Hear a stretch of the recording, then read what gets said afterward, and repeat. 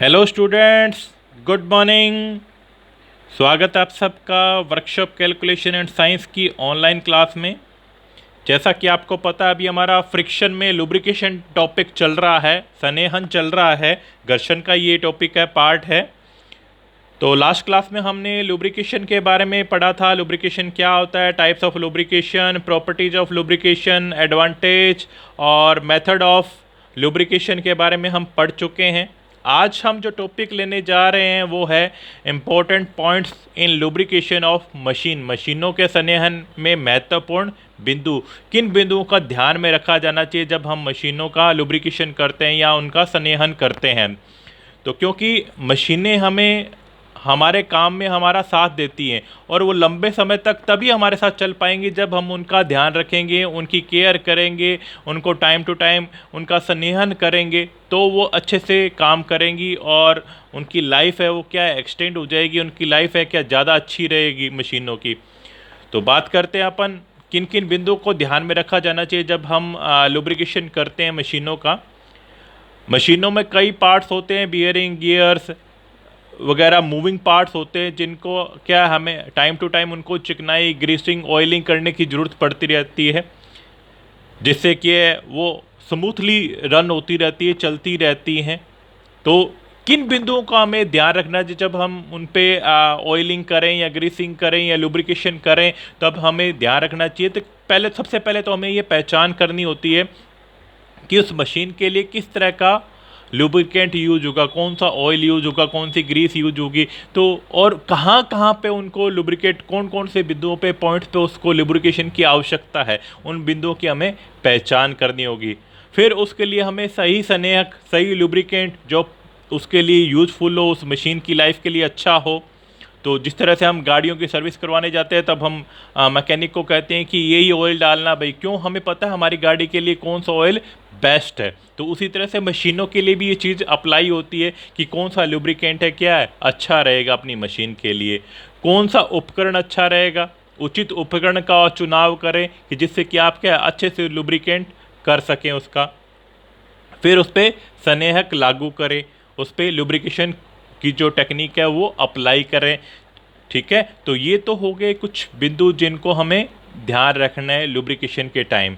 फिर हमें कब कब लुब्रिकेट करना है उसको, संनेहक कब कब प्रोवाइड करना है उसको, उसकी ऑयलिंग की ज़रूरत कब कब होगी मशीन की। जो मशीनों के साथ हमें जो मैनुअल मिलते हैं, जो कंपनी हमें मैनुअल प्रोवाइड करती है उस मशीन से रिलेटेड, एक बुकलेट प्रोवाइड करती है, तो उसमें उसका पूरा विवरण दिया होता है कि इस मशीन को कब कब लुब्रिकेशन की आवश्यकता होगी। कुछ मशीनें होती हैं जिनको रोज़ डेली बेस पे उनको लुब्रिकेशन की आवश्यकता होती है, कुछ ऐसी मशीनें होती है जिनको वीकली आवश्यकता होती है, साप्ताहिक आवश्यकता होती है, कईयों को मासिक होती है, और कुछ मशीनें ऐसी होती है जिनको नियमित रूप से आवश्यकता होती है, जिनकी जो कि ज़्यादा चलती है मशीनें, जिनका यूज़ ज़्यादा से ज़्यादा होता है, तो उसके अकॉर्डिंग उसको हमें क्या है, लुब्रिकेशन प्रोवाइड करना है। तो ये कुछ सिंबल्स हैं जो एग्ज़ाम में पूछे जाते हैं या एग्ज़ाम में पूछे जा सकते हैं कि दैनिक लुब्रिकेशन के लिए कौन सा सिंबल रिप्रेजेंट करता है, साप्ताहिक के लिए कौन सा है, मासिक के लिए कौन सा, और नियमित और कंटिन्यू करने के लिए लुब्रिकेशन जो आवश्यकता के अनुसार है कौन सा सिंबल रिप्रेजेंट करता है। तो इन सिंबल्स के बारे में पता होना चाहिए कि सर्कल किसको रिप्रेजेंट कर रहा है, ट्राइंगल किसको कर रहा है, स्क्वायर किसको कर रहा है, हेक्सागन किसको कर रहा है, तो ये हमें पता होना चाहिए। तो चलिए नेक्स्ट बात करते हैं हम कटिंग फ्लूइड्स। कटिंग फ्लूइड एक प्रकार का शीतलक और चिकनाई एक क्या है, लुब्रिकेंट ही है, जो कि विशेष रूप से धातुओं की प्रक्रिया, जो भी प्रोसेस होता है धातुओं के साथ, ये मशीनों पे जो प्रोसेस होता है मशीनिंग, मुद्रांकन के लिए डिजाइन किया गया है। फ्लूइड क्या करता है, जो कटिंग फ्लूइड होता है, जो उपकरण को ठंडा रखता है। कई बार आपने देखा होगा जब घरों में अक्सर हम देखते हैं जब वो मार्बल वाले या फर्श वाले कटाई कर रहे होते हैं, उसका पानी का यूज करते हैं, मशीन के साथ पानी का यूज करते हैं। क्यों करते हैं, ताकि जो उनकी जो ब्लेड है, जो कटिंग टूल है, वो क्या है, ठंडा रहे।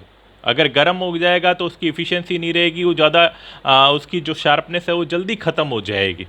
तो उसको ठंडा रखा जाता है ताकि वो कठोर बनी रहे, उपकरण कठोर बना रहे, उसका जो लाइफ है वो क्या है, अधिक हो, जिससे क्या चिकनाई कम हो। जब भी काम होगा मशीनों में घर्षण होता तो उससे क्या चिकनाई कम हो जाती है। तो उस चिकनाई को बनाए रखने के लिए, घर्षण को कम करने के लिए, गर्मी को कम करने के लिए हम क्या करते हैं, कटिंग फ्लूइड्स का उपयोग करते हैं, जिससे कि हमें जो काटने की गति है उसको भी हम बढ़ा सकते। अगर कटिंग टूल्स का हम फ्लूइड्स का यूज़ करेंगे तो जो हमारी काटने की क्षमता है या उसकी स्पीड है उसको भी हम क्या है बढ़ा सकते हैं, क्योंकि मशीन है वो जल्दी क्या होगी, गर्म नहीं होगी, ठंडी रहेगी। और अपन गाड़ियों में भी देखते हैं कूलेंट का उपयोग करते हैं। क्यों करते हैं कि गाड़ी क्या है जल्दी गर्म ना हो, और जो जो उसके पार्ट्स हैं, जो उसके रेडिएटर्स के पार्ट्स हैं उसमें जंग नहीं लगेगी, क्योंकि जो शीतलक है वो क्षरण को रोकता है, उसको जंग लगने से क्या है रोकता है। तो कुछ फ्लूइड के नाम मैंने यहाँ पे मेंशन किए हैं, जैसे खनिज तेल से फ्लूइड मिलता है जो उनको हम कटिंग फ्लूइड्स में यूज़ करते हैं, रासायनिक हैं, मिश्रित या मिश्रित तेल है, वसायुक्त तेल हैं, घुलनशील तेल हैं जो कि जल में घुलनशील होते हैं, जो चर्बी से प्राप्त तेल होते हैं, तो इनका उपयोग कटिंग फ्लूइड में किया जाता है। ठीक है, तो ये थे आपका पूरा चैप्टर यहाँ पे फिनिश हो जाता है, फ्रिक्शन। तो मैंने जैसे कि लास्ट क्लास में कहा क्या कि नेक्स्ट क्लास में हम कुछ क्वेश्चंस करेंगे, तो उसी को लेके मैं आया हूँ आपके सामने। कुछ 10-12 क्वेश्चन लेके आया हूँ जो कि इम्पोर्टेंट समझ लीजिए इनको, ये एग्ज़ाम में आने की संभावना रहती है। उम्मीद करता हूँ कि इससे बाहर नहीं जाएंगे, क्योंकि आईटीआई में ऑब्जेक्टिव टाइप पैटर्न आता है, तो ये लगभग इन्हीं में से सिंपल क्वेश्चन आने की संभावना ज़्यादा रहती है, लेकिन आपके फंडे क्लियर होने चाहिए। तो चलिए क्वेश्चन को लेते हैं अपन।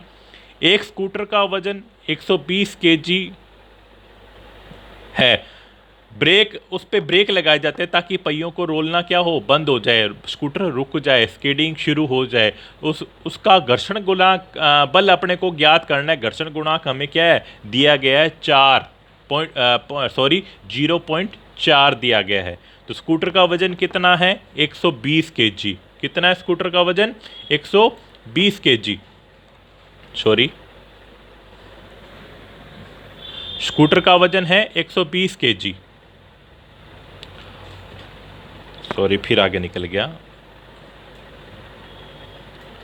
स्कूटर का वजन है 120 केजी और म्यू, हमें घर्षण गुणांक को क्या कहते हैं, म्यू कहते हैं, कोफिशिएंट ऑफ फ्रिक्शन। म्यू को क्या कहते हैं हम, घर्षण गुणांक ही कहते हैं, जिसका मान हमें दे रखा है 0.4। जैसे कि हमें फार्मूला पता है इसका, कोफिशिएंट ऑफ फ्रिक्शन क्या होता है, लिमिटिंग फोर्स और फोर्स अपॉन नॉर्मल रिएक्शन और वेट। म्यू बराबर क्या होता है F/W और F/R। ठीक है, इसके बारे में हम लास्ट क्लास में चर्चा कर चुके हैं। अगर आपको डाउट हो तो पीछे के मैंने वीडियो डाल रखे हैं, उनको आके एक बार देख लें तो आपको ये ध्यान में आ जाएगा कि कोफिशिएंट ऑफ फ्रिक्शन क्या होता है।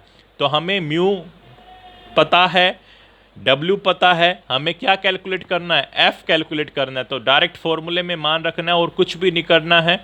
तो म्यू का मान है 0.4 और F की वैल्यू हमें पता करनी है, तो W की वैल्यू है 120 kg।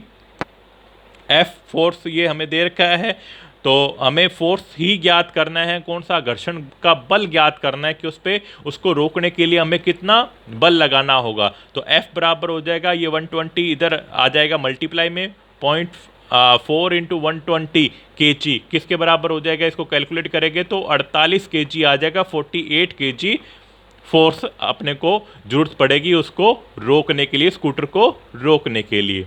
होप सो आपको समझ में आ गया होगा। फिर भी अगर कोई दिक्कत हो तो आप मुझसे पूछ सकते हैं। ओके, तो ये 140 kg अपना क्या है,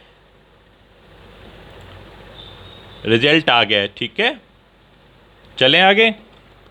नेक्स्ट क्वेश्चन है, यदि किसी एक फ्लैट की सतह पर 35 kg क्या है, 35 kg क्षैतिज रूप से स्थिर वेग द्रव्यमान को स्थानांतरित करने के लिए 30 न्यूटन बल की आवश्यकता है, तो घर्षण गुणांक ज्ञात कीजिए। पीछे वाले में क्या किया था, हमें घर्षण गुणांक दे रखा था और बल ज्ञात करना था। इसमें क्या है, बल और वेट दे रखा है हमें, और हमें क्या ज्ञात करना है, घर्षण गुणांक ज्ञात करना है। क्या ज्ञात करना है, घर्षण गुणांक ज्ञात करना है। तो F फोर्स हमें दे रखा है 30 न्यूटन। ओके, वजन दे रखा है हमें 35 kg। अब ये दोनों चीज़ें जैसे कि हमने लास्ट क्लास में चर्चा की, दोनों का विमा क्या है, इक्वल होंगी। तो यहाँ पे न्यूटन है और यहाँ पे केजी है, तो हम इसको केजी को भी क्या है, न्यूटन में कन्वर्ट करेंगे। ओके, तो इसके लिए 1 केजी किसके बराबर होता है, 9.8 न्यूटन के बराबर। तो हम 35 केजी को अगर 9.8 से मल्टीप्लाई कर देंगे तो हमारे पास 343 न्यूटन, 343 न्यूटन क्या आ जाएगा, वेट आ जाएगा। ओके, तब हमें घर्षण गुणांक ज्ञात करने, same formula, mu equal to F upon W. F की वैल्यू कितनी है, 30, तो 30 हमने यहाँ पे रख दी है। ओके, ये देखिए, और W कितना है, 343, तो ये हमने इसमें फॉर्मूले में रख दिया। तो हमें घर्षण गुणांक म्यू का मान हमें प्राप्त हो गया 0.0874। तो ये कैलकुलेट करोगे तो ये आंसर आपके पास आ जाएगा। ओके, इजी से क्वेश्चन है, ज़्यादा कुछ टफ नहीं है, इनको डायरेक्ट पुट करो और आंसर प्राप्त करो। नेक्स्ट है, अब एक तरह का और नए तरह का क्वेश्चन है। दोनों पिछले वाले क्वेश्चन तो अपन ने म्यू के बेस पे किए थे, अब क्या है, थीटा, जो हमने घर्षण कोण के बारे में बात की थी, तो उसके बारे में हमने बात की थी, उस पे बेस क्वेश्चन है। झुकाव के कोण की गणना कीजिए, झुकाव के कोण की गणना कीजिए यदि 150 केजी का वजन संतुलन में है, घर्षण गुणांक 0.25 है, तो सामान्य, और साथ में क्या है, सामान्य प्रतिक्रिया बल भी हमें क्या है, ज्ञात करना है। ठीक है, तो हमें क्या ज्ञात करना है, थीटा कोण ज्ञात करना है, झुकाव का कोण ज्ञात करना है, वजन हमें दे रखा है 150 केजी, घर्षण गुणांक हमें दे रखा है, म्यू का मान हमें दे रखा है 0.25, और बल भी हमें क्या है, एफ भी हमें क्या है, ज्ञात करना है। ओके, ठीक है, तो चलिए पहले हम झुकाव का कोण थीटा ज्ञात करते हैं। तो जैसे कि हमने लास्ट क्लास में पढ़ा था, tan थीटा किसके बराबर होता है, घर्षण गुणांक के बराबर होता है। यस और नो, लास्ट क्लास में हमने पढ़ा है जो tan थीटा किसके बराबर होता है, घर्षण गुणांक के बराबर होता है। तो tan थीटा इक्वल टू घर्षण गुणांक का मान हमें दे रखा है 0.25, तो हमने रख दिया है। तो थीटा की वैल्यू ज्ञात करनी है, तो tan इनवर्स 0.25, तो tan इनवर्स 0.25 का मान होता है 14 डिग्री 2 मिनट। इसका जो थीटा का मान आएगा, जो 14 डिग्री 2 मिनट थीटा का मान आएगा। तो इस तरह से कैलकुलेट करोगे तो आपको आंसर मिल जाएगा। नेक्स्ट है, बल की गणना करनी है, तो वही सेम फॉर्मूला लास्ट स्लाइड वाला अपना, mu equal to F upon W. Mu की वैल्यू 0.25, एफ हमें ज्ञात करना है, डब्ल्यू की वैल्यू 150 केजी हमें दे रखा है। तो फॉर्मूले में पुट करोगे तो डायरेक्ट हमें आंसर मिल जाएगा क्या, F equal to 37.5 KG force की हमें सामान्य प्रतिक्रिया बल की भी आवश्यकता होगी। ओके, होप सो ये क्वेश्चन आपको समझ में आ गए होंगे अच्छे से। अब बात करते हैं, कुछ ये क्वेश्चन है जो लास्ट एग्जाम में पूछे गए हैं, तो उनके बारे में हम डिस्कस करते हैं। तो फर्स्ट क्वेश्चन है, फ्रिक्शन बल। क्या पूछ रहा है, फ्रिक्शन बल निम्न में से किस पर निर्भर करता है, आकार पे तो नहीं करता, क्षेत्र पर भी नहीं करता, किस पे करता है, सतह की फिनिशिंग पे। सतह की फिनिशिंग, सतह कैसी है, खुरदरी है, स्मूथ है, स्लिपी है, कैसी है, तो सतह की फिनिशिंग पे क्या है, फ्रिक्शन बल क्या है, डिपेंड करता है। नेक्स्ट है क्वेश्चन है, घर्षण बल में किसकी सहायता से कमी की जाती है, जो फ्रिक्शन फोर्स है उसको किसकी सहायता से कम किया जा सकता है, बॉल बियरिंग, बिल्कुल सही, हमने लास्ट क्लास में पढ़ा था। लुब्रिकेंट, अभी टॉपिक चल रहा था हमारा, लुब्रिकेंट से हम क्या है, फ्रिक्शन को कम कर सकते हैं। गद्दीदार सतह, सॉफ्ट सतह, उससे भी क्या है, हम फ्रिक्शन को कम कर सकते हैं। तो इसलिए हमारा राइट आंसर क्या हो जाएगा, उपरोक्त सभी। तो सभी से हम क्या है, फ्रिक्शन को क्या कर सकते हैं, कम कर सकते हैं। नेक्स्ट क्वेश्चन है, घर्षण बल वस्तु की दिशा के क्या कार्य करता है, विपरीत दिशा के कार्य करता है। जो घर्षण है रोकने का प्रयास करता है, तो उसके अपोजिट ही तो बल लगता है। ओके, तो इसलिए क्या है, जो घर्षण जो बल है वस्तु की विपरीत दिशा में क्या है, काम करता है। नेक्स्ट है, घर्षण के सीमांत पर लिमिटिंग फोर्स से सामान्य प्रतिक्रिया आर के अनुपात को जाना जाता है। अभी हम क्वेश्चन भी करके आए हैं इसके बेस पे, तो उसको क्या कहते हैं, घर्षण गुणांक। क्या कहते हैं उसको, घर्षण गुणांक। अभी हमने इसके बारे में पढ़ा है।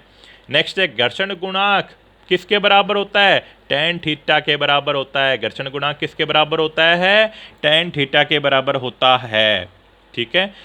पिंड केवल मूव करेगा, पिंड कब मूव करेगा? जब उसका घर्षण बल उस पर लगाए गए बल के बराबर होगा तो पिंड मूव नहीं करेगा, स्थिर होगा।